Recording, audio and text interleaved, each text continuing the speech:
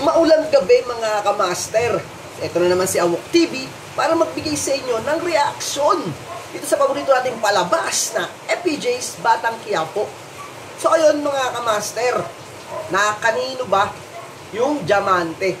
At syempre, nakakaitanggol mga kamaster. Alam nating lahat yan, pero si Don Facundo at si Marcelo at ang kanyang mga tauhan, pati na rin sila Supremo, wala silang kaalam-alam mga kamaster. Tanging si Tanggol lang at tayo mga nanonood ang nakakaalam kung nakakanino ang diamante.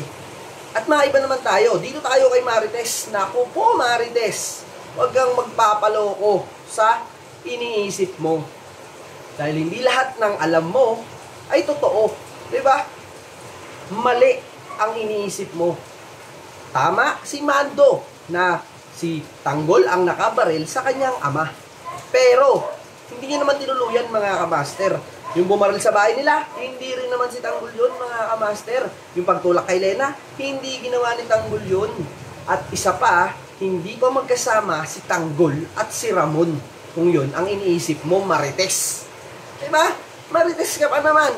Ay sus! Eto naman si Lena. Pilit na pinagsisiksikat. Napakakapal ng mukha ni Lena. Ba't ganyan yung mga kabit, no?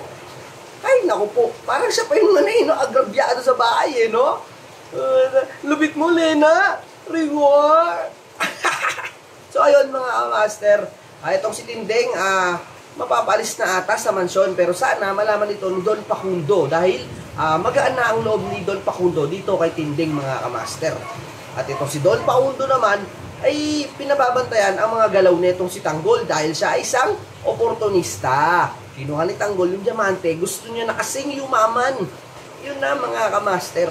So ano pang inaantay nyo? Follow, subscribe, comment na kayo mga kamaster. Ito sa video na to, maraming salamat. Ako nga pala si Awok TV.